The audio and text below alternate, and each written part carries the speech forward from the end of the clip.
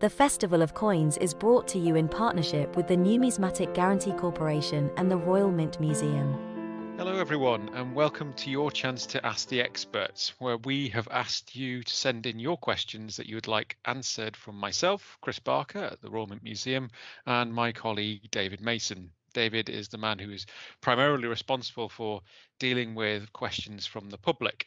So David, if you'd like to kick off with what we've had so far, and we can run through them line by line.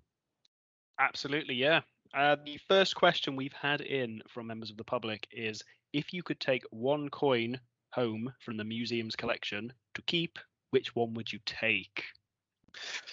It's a very tricky question, and obviously let's start by saying we wouldn't take any of them, obviously, because they're part of the collection. But it's a very tricky question because the museum has got such a fantastic wealth of coins, particularly great rarities. And having sort of given this some thought for a little while, probably something maybe like Thomas Simon's Petition Crown, which has got a fantastic design. You've got this wonderful depiction of Charles II on there by very gifted engraver Thomas Simon from the Restoration after Charles II comes back to the throne, and he's in sort of competition with another engraver called Rotier, and he produces produces this magnificent portrait of Charles II. It's just a real showcase of the artistry of coin design. And the really impressive thing about the Petition Crown as well, it's been horrifically rare and to come across, and you'll never get one, is the edge inscription. This dual edge inscription where he's put his petition to Charles II saying, you know, look how good an engraver and designer I am, please pay attention to me and basically choose me as the Mint's engraver. It's sort of an abbreviated version of what it is, but that's what it boils down to. I think the sheer skill and artistry and also the technical skill involved in getting that double edge inscription on there is something that always stands out for me and is a real highlight personally of some of the extremely rare material that we have. But there's just so many rarities in there. For example, Vigo 5 guineas, yet again another great story, even down to coins with a life story in and of themselves. Yet again, touching on the reign of Charles II, when the Royal Mint starts making copper halfpennies and farthings for the first time. We've got no experience of making copper coin at the mint, so we buy copper blanks in, and we buy them in from Sweden, and they're shipped across from Sweden to England. And on the way across, one of these ships sinks just off the coast of Hull. And in our collection, we actually have these very sort of worn, badly degraded copper blanks, which just look nothing particularly special. But those were the copper blanks that were coming across from Sweden in the 17th century that sank on that ship and then were found in the 1980s and several centuries later found their way to the Royal Mint somewhat late. But they've got an amazing story, just this copper blank which sits in the museum's collection. I don't know about you, David, but I don't know if any things that jump to mind for yourself, whether there's anything that you're not been here too long, but in the short time that you have been here, whether there's anything that has really caught your eye. I think you've hit the nail on the head there, that there are so many wonderfully rare and beautiful pieces in the museum collection, and certainly the first of those you were speaking about there really highlights not only the beauty of some of the engraving work and some of the actual coin designs, but some of the stories that go into that kind of engraving work and some of the historical knowledge that is unlocked from these pieces. And I think from my perspective, that's what I've been finding really fascinating here. So it's perhaps a little bit of an obvious answer, and perhaps one that other people might go for as well. But any of the specimens that the museum holds of the sort of the proposed coinage of Edward VIII, I think would be absolutely fantastic for the stories that they tell and the way that they directly engage with British history and the history of the British monarchy. Anything like that really taps into the historical stories, I think I find fascinating here. I think that's for us here, certainly for myself anyway. It's the stories that behind the pieces that really excite me. It's not so much the shiny gold coins. Obviously, we do have a lot of shiny gold coins, but it's not so much that really interests me. It's that story behind the piece, and also what that can tell you about the period or the history of the time. We've got a good collection of pieces from Cromwell's time in charge as basically a military dictator, and I loved them because they can see on there you've got Cromwell on the coinage like a almost Roman emperor-esque, looking very much like a monarch, and it tells you that elements of history where Cromwell, although he's protector, he's king in all but name, and you really do see that by looking at the coinage from the time. And so what you can get from coins and the stories you can get from them are the things that really interest me and keep me engaged in the subject matter, really. Absolutely, they've always seemed to me to be artifacts of social history. The way that a coin passes from person to person, the way that a coin is produced, it can act as a political symbol. The way that it functions internationally and is traded hand to hand, country to country, I think just leads on an individual piece level to some really fascinating stories, but also evidently at a production level as well. Yeah. Well, I think we've given a plethora of answers there. I'm not sure we actually answered this question directly, but we've got a few to go at. What else have we had in? Well, we've had a really interesting one here about collectors as well. How non-collectors react to learning about money and coins. Obviously, we run some VIP tours of the museum. We have people here to see the collection occasionally, don't we? Yeah, that's correct. And I always see it as a challenge when people come in and say they're not particularly interested in the coins or coinage or the Royal Mint, for example.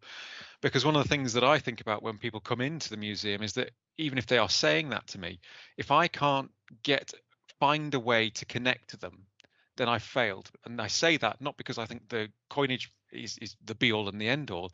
It's because of what we do here at the Mint touches on so many aspects of history, also manufacturing, the engineering side of things, art and design. Basically, there is a way in for anybody with an interest in anything, whether that's, like I say, from engineering rather, art and design, or from science, or from coinage. There's so many angles in, and even if somebody walks through the door thinking that there'll be nothing in here for them, just because they see it as a place where coins are made and that's all that's done here, then they are wrong, because there's so many more aspects to it. And that's the thing that really sort of blew my mind initially when I started, was just the sheer depth of what goes on at the Royal Mint. It's very rare these days you come across a manufacturing site where pretty much everything is done on site, which is certainly the case still at the Royal Mint. Absolutely. There's so much of our collection, I think, that touches on the places and the people involved in the history of the Royal Mint, and even the administration of it as well. So much more than just the output and the production. So one of the most interesting things that certainly I find is looking at family history inquiries for those relatives of former employees of the Mint, those people who necessarily don't have a personal interest in coins or collecting, but who have an interest in genealogy or in finding out more about their family tree, or just generally learning a little bit more about historical manufacture or that sort of thing. Yeah, and that's it. And there is a way in for pretty much anybody and we can tailor it to suit what their interests are. And I think that's certainly something for people watching this is for them to bear that in mind, is that even though you might think that might not be something there for you, there actually is. And that is certainly something to take away. I think that actually brings us very neatly onto another question we've had, which is how can collectors use the museum to find out about coins in their own collection? That's a very good question, because one of the problems that we have as a museum is that we're based on the Royal Mint site, and the Royal Mint is obviously a very secure site. We do these days have the Royal Mint experience, which has allowed public to see some of the collection, but by and large it is vastly still shut behind 2 layers of barbed wire fences. And that touches in what we've been trying to do over the past few years here in the museum, which is to make that collection more accessible. And people should look out for what is coming up on the Royal Mint Museum's website, because we're certainly starting to digitize an awful lot more of our collection. And in the coming months, we'll be putting up the Royal Mint Museum's, the Royal Mint's rather, annual reports from 1870 right through until 1976, which are fascinating documents and really give you an in-depth view of what the Mint was doing at that time. And that is the start of a more broader program of digitalization and putting material out there to the public. Added to that, we've got the collection online, where we're starting to go through all of the museum's coin collection and put that online in a way that is accessible to people to look up and see what we've got in the collection. And obviously the obvious one in some ways is people can come and ask us, get in touch through the museum's web form, or if you're down in South Wales, come into the Royal Mint Experience. We try to be as accessible as we can. We try to answer questions. So if people do have questions and queries, then get in touch with us and we'll do what we can. We can't always necessarily, find a way to answer all the questions, but we'll do whatever we can to deal with those that crop up.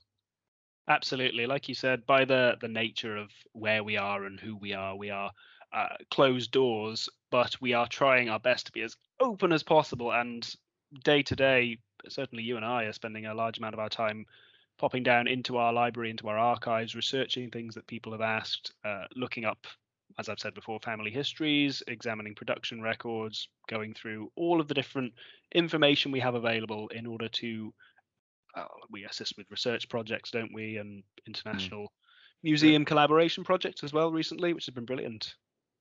Yeah, and we've got quite a wide range of questions that are asked to us. So if people do have anything that they want to know about, then get in touch. I think that's the message for people to take away when they're listening to this, is do get in touch with us and we'll do what we can.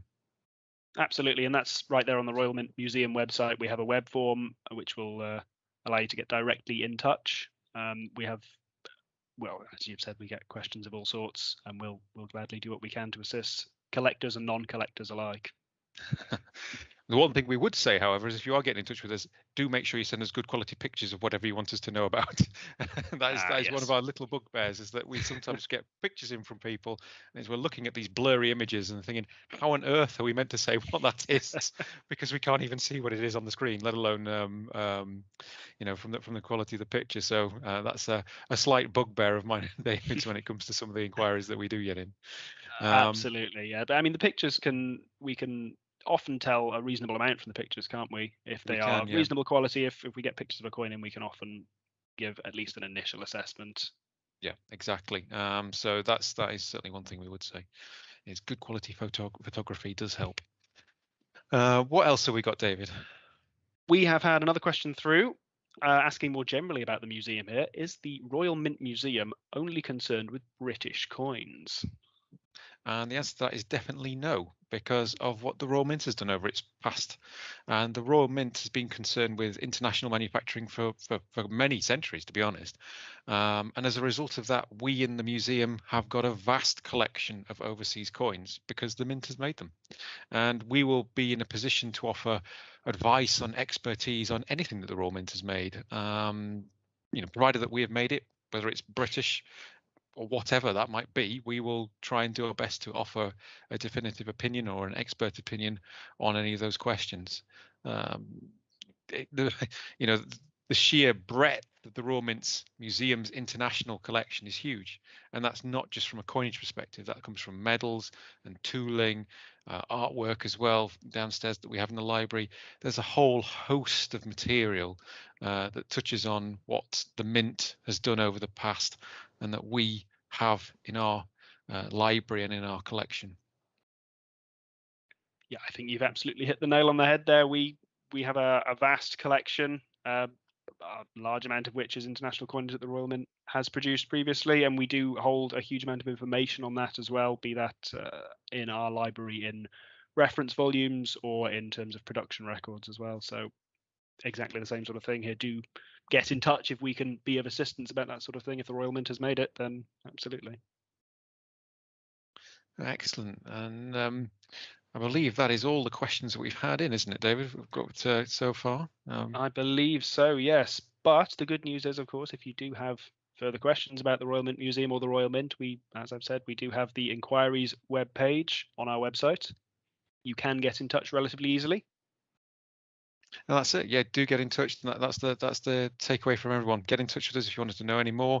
And if you are in South Wales, do come down to the Royal Mint Experience, because we'll be able to speak to you face to face now that we're reopened, thankfully, with COVID restrictions having eased. Although we may be mask to mask, more to speak, but we would be very happy to see you all down there in South Wales. And do bring anything along if you've got any questions about it as well. Absolutely. Well, thank you very much, Chris. That was delightfully informative, and hopefully we will hear from lots of people soon with yet more questions about the museum and the mint. Well, we'll look forward to it. Thank you, Absolutely. everyone. Thanks very much. Bye-bye.